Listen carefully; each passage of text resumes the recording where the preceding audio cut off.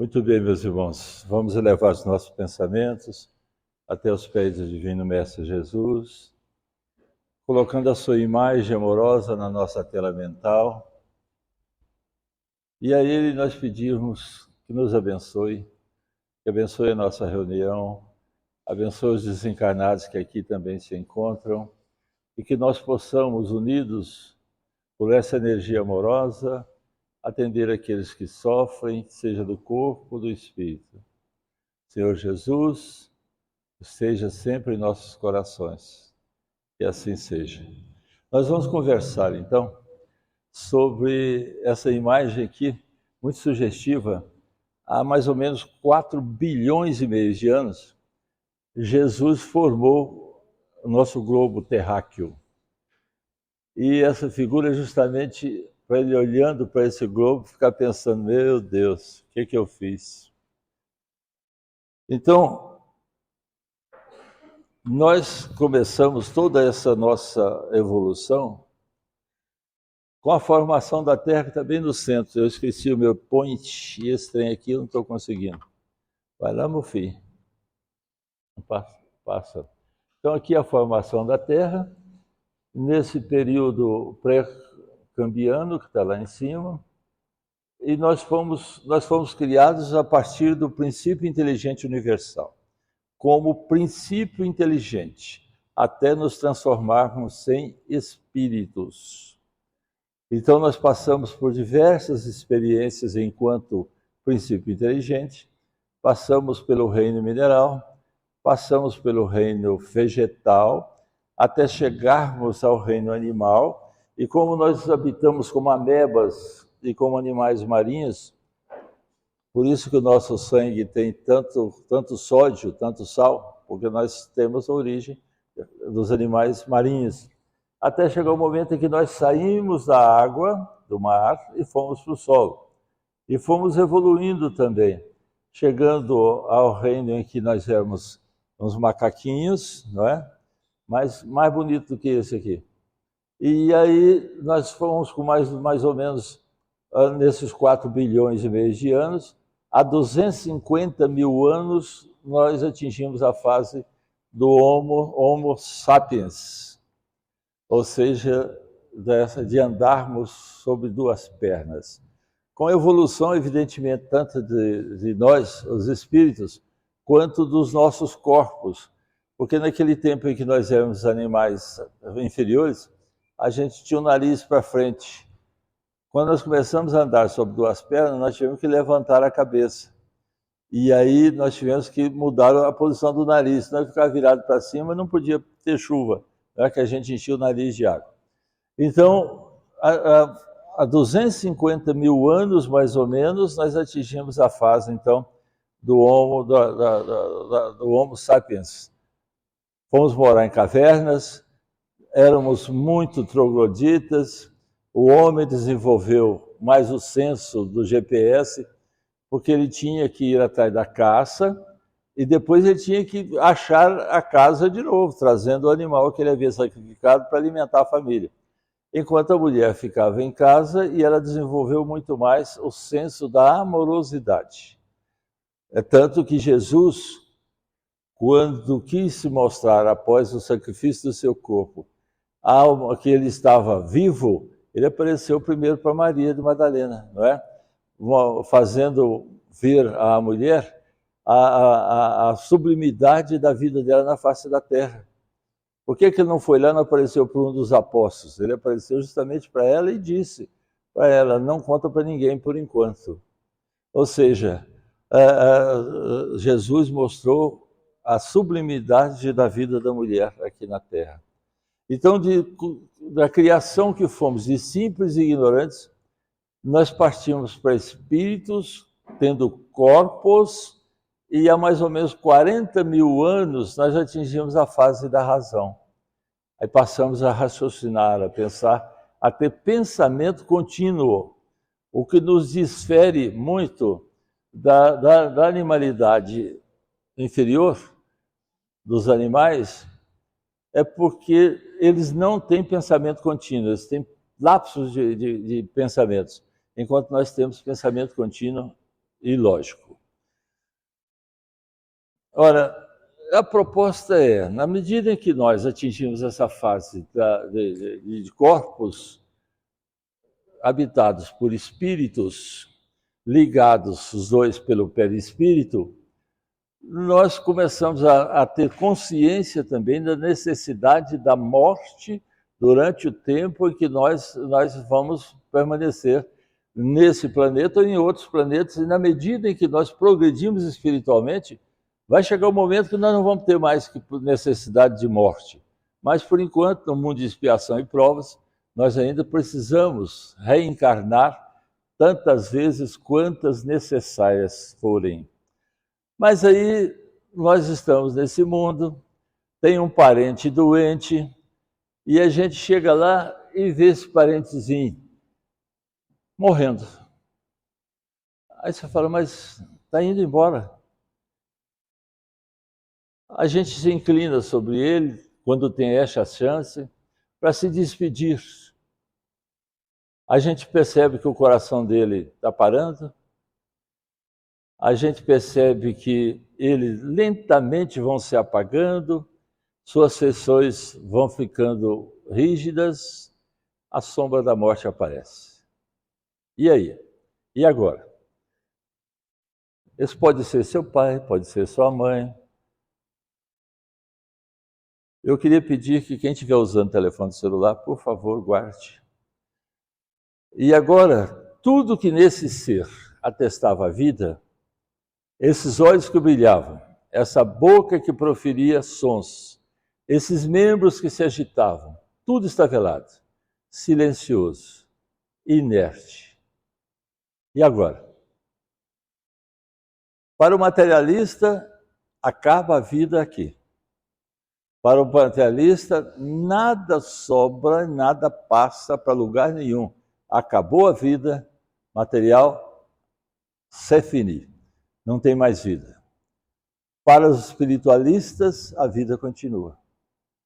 E esse é um consolo extraordinário, não só quando a gente está perdendo alguém que a gente ama muito, mas para nós também, porque nós vamos desencarnar. A notícia ruim é que todos vamos morrer, todos os corpos. A notícia boa é que não precisa ser hoje.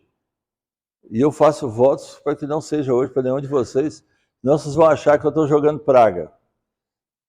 E eu não quero para mim tão cedo também, né? Tem muita coisa para fazer ainda que até agora só fiz bobagem. Então você está lá no hospital, ou na casa, sua casa, e aquele ente querido está lá. E nós vamos dar o nome a esse personagem de Sampaio. Ofegante, a doença consumiu toda a sua energia, seu corpo não reage mais, não tem mais vitalidade para continuar vivo esse corpo, portanto ele não oferece mais condições de habitabilidade para o espírito. Não é a saída do espírito que leva à morte do corpo, é o corpo não oferecer mais condições para o espírito permanecer. Mas junto a esse que está desencarnando, nós temos entes queridos encarnados e nós temos também os espíritos amigos que vêm ajudar nesse momento do desencarne. Nós temos equipes especializadas, o André Luiz escreve isso, vocês põem na internet o desencarne de Dimas e o André Luiz vai mostrar isso lá. Uma equipe que vem para desligar. Desligar no sentido de desligar os centros nervosos, chakras, desligando os centros nervosos e, por último, desligando o sistema nervoso central. Então, não precisa medo de morrer. Vocês vão ser socorridos por uma equipe especializada. Tá bom? Não precisa, evidentemente, querer morrer. Então, esse nosso irmão começou aqui a descrever as suas sensações de um encarnado em desencarne. A morte arrebatou minha vestimenta de carne, assim como a faísca elétrica derruba a árvore distraída. Evidentemente que nem todos nós vamos ter essa chance ou essa sorte de uma morte súbita.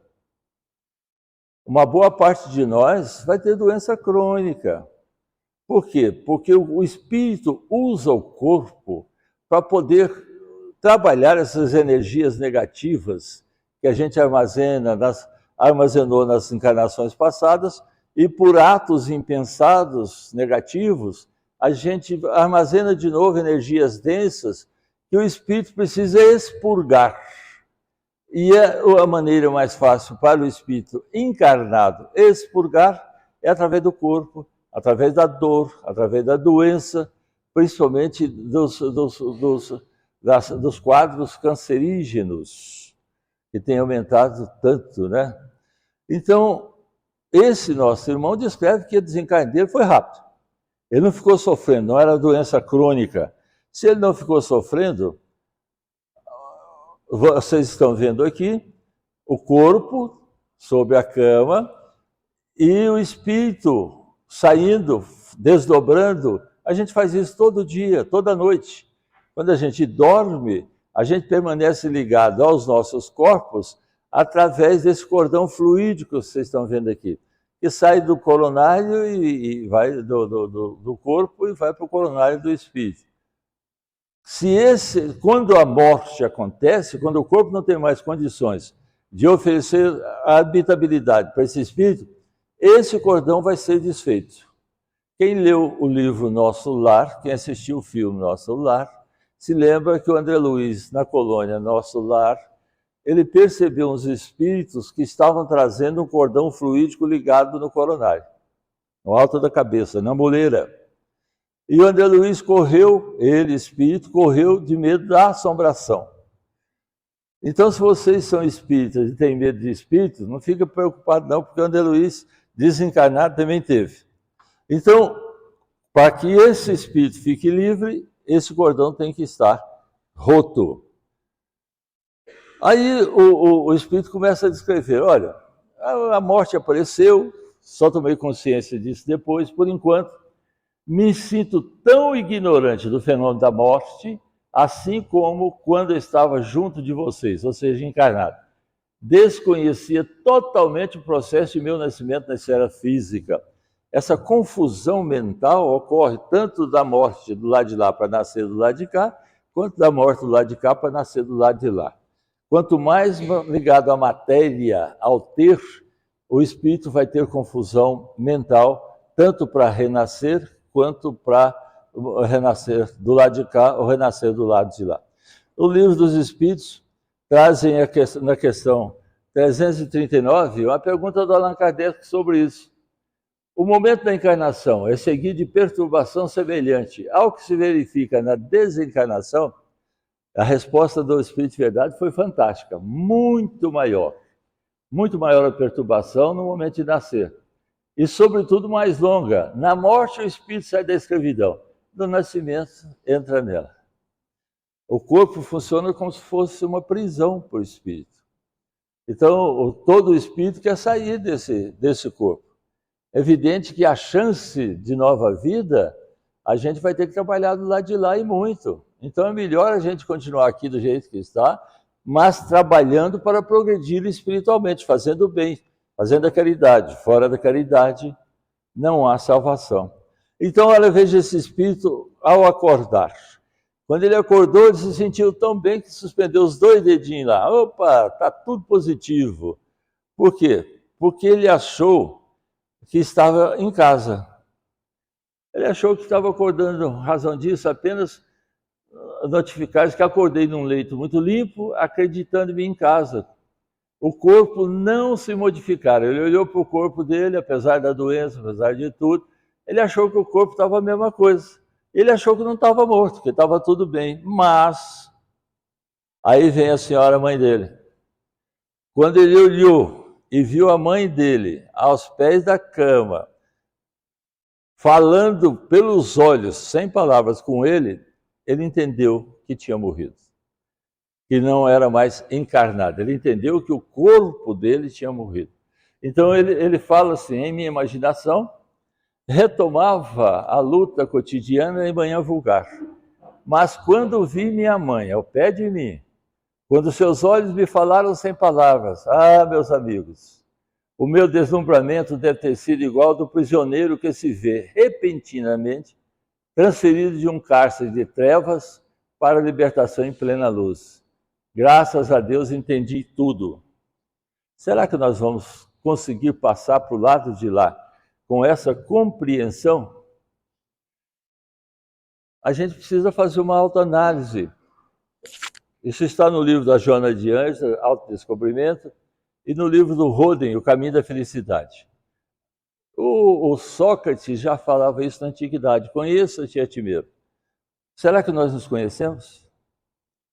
Será que a gente acerta quando precisa acertar? E será que a gente já tem a consciência de não errar e sim de acertar? Quando nós formos passar para o lado de lá, será que nós vamos ter uma consciência, um nível de consciência tão rapidamente atingido? Porque esse espírito aqui acordou sentindo bem, morreu repentinamente o corpo, acordou sentindo bem, achou que continuava encarnado, só percebeu que estava desencarnado quando percebeu a mãe dele ali ao lado do corpo chorando. E aí ele entendeu que tinha passado para o lado de lá. E ele desenvolve, então, 3 papéis de alegria ali naquele momento, papéis que ele gostava de desempenhar enquanto encarnado. Mas, de repente, vem a consciência. Entretanto, cessada que foi aquela primeira explosão de alegria, recordei o Sampaio carnal, e vigorosa dor oprimiu meu peito. Minhas velhas contas com a angina, a dor no peito, pareciam voltar. Quando nós passarmos para o lado de lá, uma coisa que nós vamos ter que guardar é não ficar recordando situações negativas. Porque do lado de cá, quando a gente recorda situações negativas, situações de remorso, a gente sofre outra vez. Quando a gente ofendeu alguém, quando alguém nos ofendeu e nós não soubemos perdoar, quando nós ofendemos alguém, ou não fomos perdoados, ou não nos auto-perdoamos, quando a gente recorda a situação, a gente sofre de novo. Do lado de lá também, a gente vai sofrer recordando situações negativas. Então, naquele momento em que ele começou a recordar as coisas do passado, ele percebeu que a dor do peito voltava. Ele deve ter morrido por um ataque cardíaco, que a gente fala, né? Um infarto fulminante do miocárdio. A dispneia saltou-me de improviso, mas nova expressão de ventura aguardava meu sentimento. Essa sensação de ventura foi o encontro que ele teve com Bezerra de Menezes.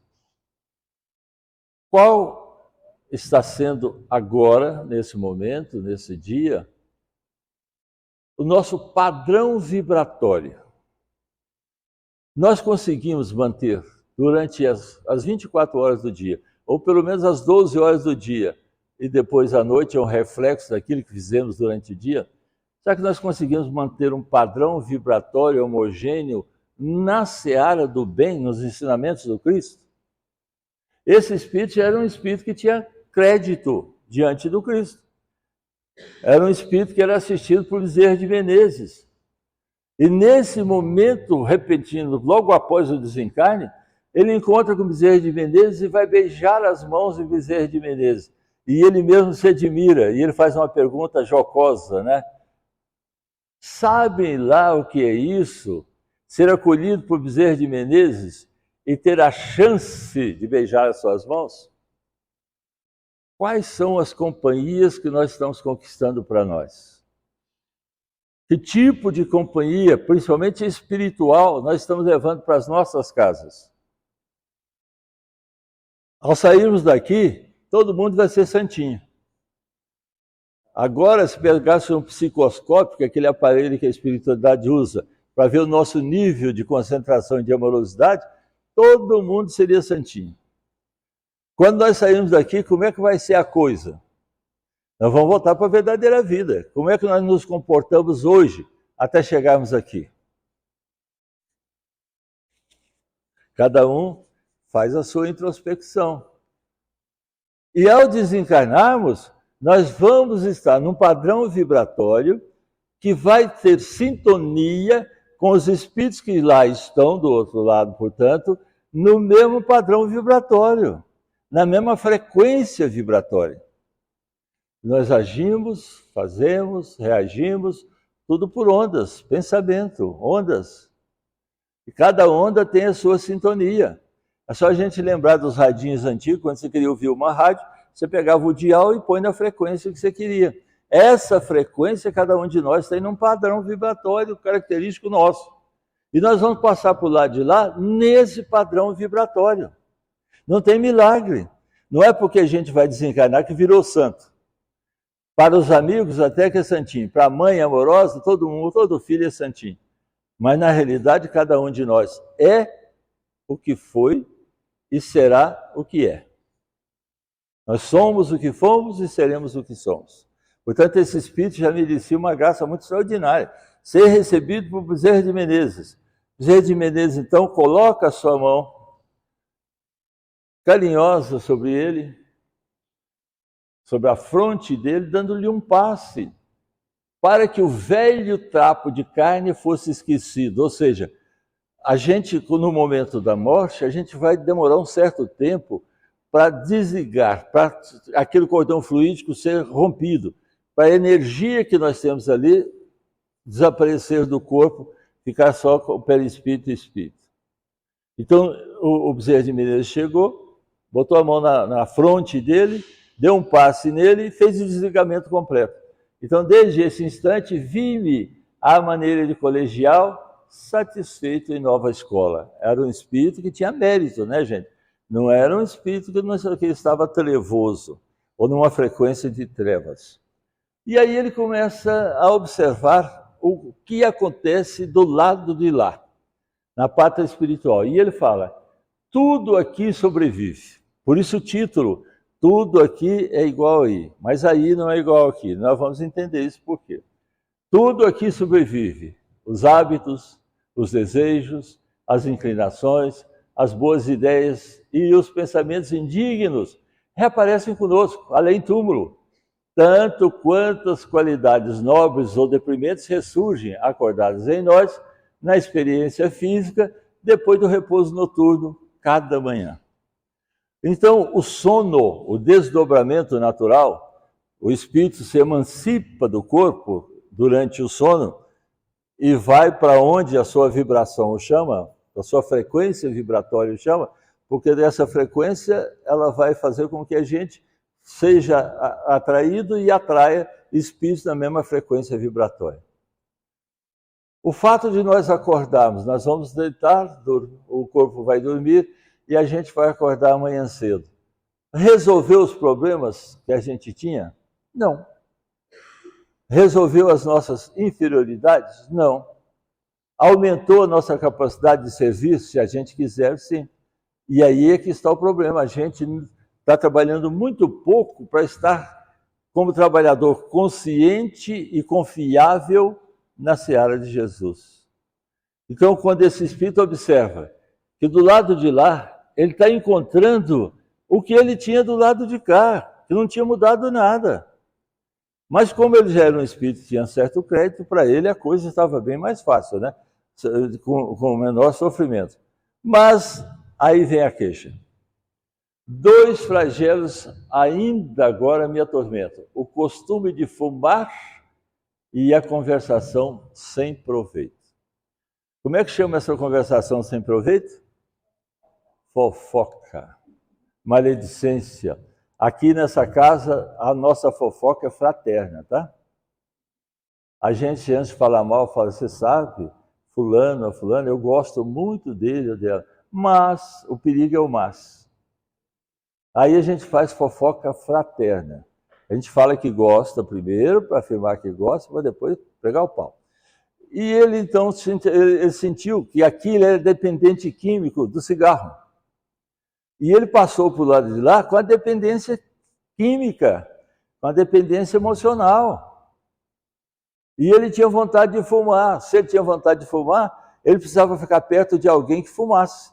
Porque quando esse alguém traga e depois joga fora a fumaça, quando joga fora a fumaça, tem gotículas líquidas nessa fumaça e o espírito vem e respira isso, aspira isso e fuma através dessas gotículas. Ou vai lá no pulmão e rouba essa fumaça. O espírito precisa disso. Mas a outra conversação era a maledicência. Vejam só aqui. Isso é um desenho muito sugestivo. Esse nosso irmão é um jornalista, ele escreve páginas não condizentes com a bondade, e ele está assistido pela cachaça ali, ó, pelo cigarro. Vejo que o espírito está inalando a fumaça também, que ele está expelindo. Esse espírito, além de ajudá-lo no vício, estimulá-lo no vício, esse espírito estimula nas ideias negativas que ele está escrevendo também. Então, mas aquele outro espírito dizia no relato dele, ele foi recepcionado por Bezerra de Menezes, né? Tenho sido carinhosamente auxiliado para que me liberte de semelhantes viciações, do fumo e da maledicência. Com respeito ao fumo, o verdadeiro prejudicado sou eu próprio. No entanto, a palavra inútil impõe-me o remorso do tempo perdido pela desatenção. O tempo que a gente perde para ficar falando mal da vida dos outros. E nós adoramos falar mal da vida dos outros, né?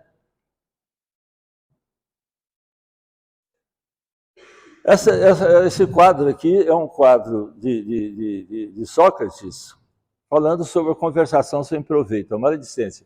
Alguém vai chegar para você e falar assim, não é o fulano, aí você pergunta para ele, escuta, o que você está me dizendo, você tem certeza que é certo, que é verdadeiro? Você tem dúvida? O que você vai me dizer é bom? O que você vai me dizer é necessário? Vai me ajudar? Se não for nem verdadeiro, se não for bom, se não for necessário, para que você está me dizendo? Se a gente aprendesse isso, porque quem fala dos outros para você, fala de você para os outros. A nossa vida está sendo... Né? Quando eu era médico do Vila Nova, cansei de ver gente falando mal de mim, porque eu ficava torcendo demais, arranjando confusão. Não é? Então já sabia que o pessoal ia falar mal.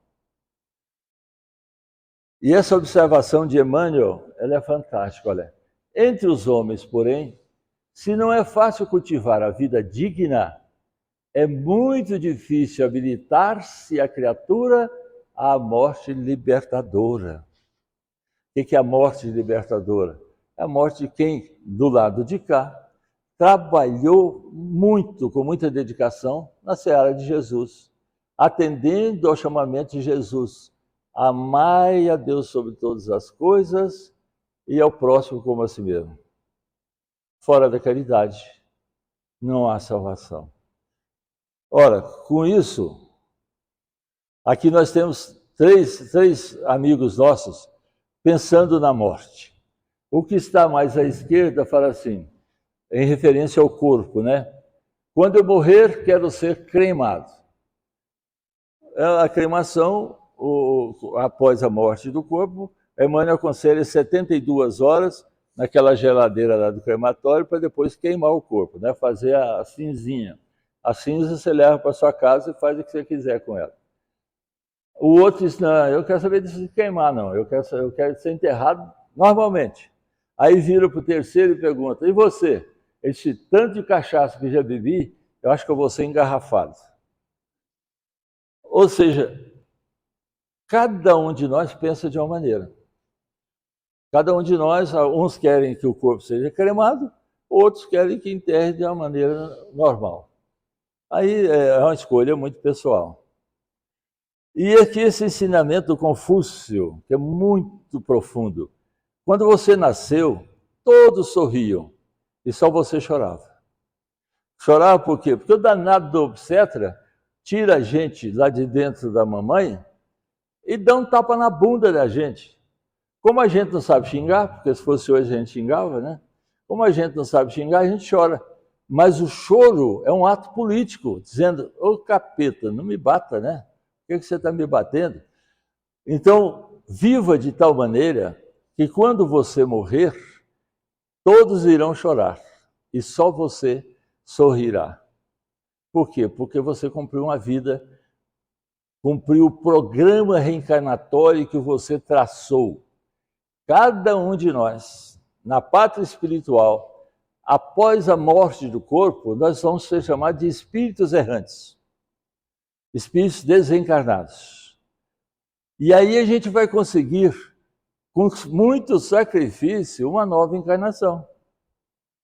Então é preciso a gente trabalhar com muita profundidade, com muita dedicação na Seara de Jesus, para que quando nós deixarmos os corpos, ninguém lá no cemitério vai falar mal de nós. Porque é uma graça o velório. Todo mundo tem uma opinião sobre o cadáver.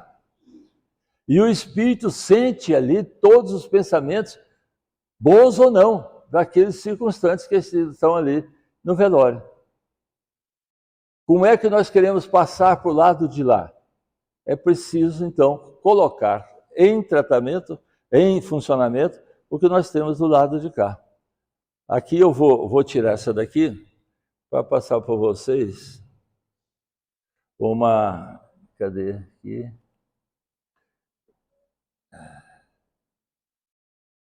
Não, esse não. Eu tenho aqui um vídeo muito jocoso, eu vou colocar em tela inteira.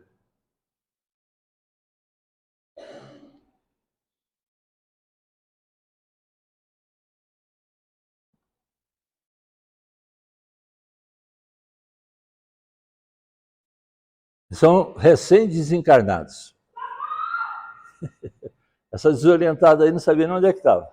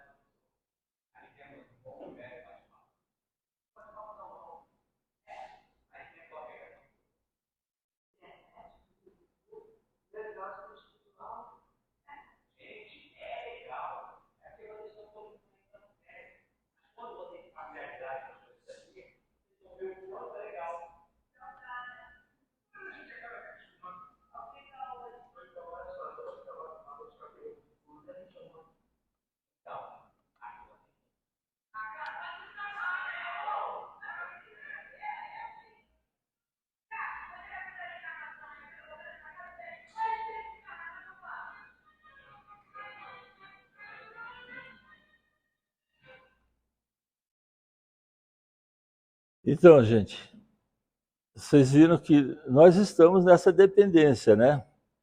A gente tem uma dependência danada do tal celular. Aqui. E aí, como é que nós vamos passar para o lado de lá com essa dependência de celular? A gente não sabe largar o celular um momento. E a mensagem é essa. Nem tudo funciona com Wi-Fi. A melhor conexão é com o coração.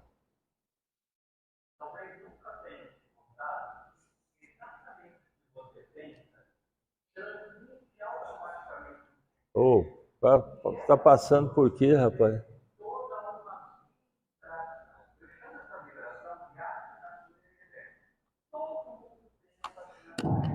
O duro é enxergar essa cruzinha aqui.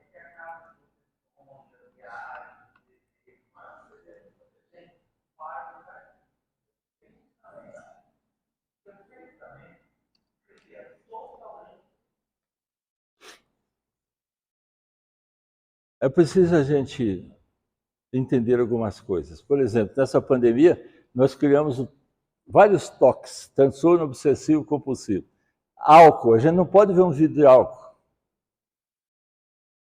Está passando a mão. Tem gente que está no mesmo lugar, passa 2, 3 vezes o mesmo frasco. Como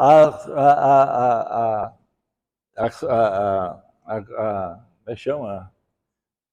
A máscara ainda é necessária em alguns ambientes, principalmente em ambiente muito fechado, de gente muito junta. E o telefone celular. Outro dia nós saímos para jantar e eu pedi para o pessoal, vamos levar do celular, não, porque senão toda hora tem um vendo celular e a gente não conversa.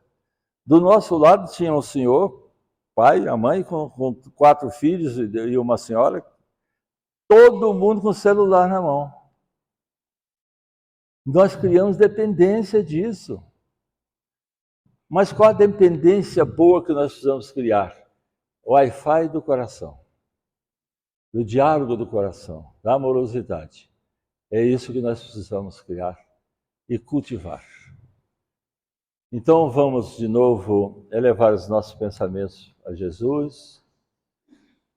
Vamos pedir a Jesus, através dos seus emissários, que nos abençoe, nos ampare, pedindo aos médiuns que comecem os passes. Vocês tenham certeza que o passe, sendo coletivo, a energia vai chegar. Por quê? Porque os médiuns estão em prece, a espiritualidade está presente, a energia vai chegar trazida pelo o guia espiritual, o anjo de guarda de cada um de nós, e nós vamos receber diante das nossas necessidades, precisando do silêncio do coração para entender a resposta do Mestre Jesus. Senhor Jesus, nós sabemos que toda dor importa, Mestre. Nós sabemos que estamos num mundo de expiação e provas.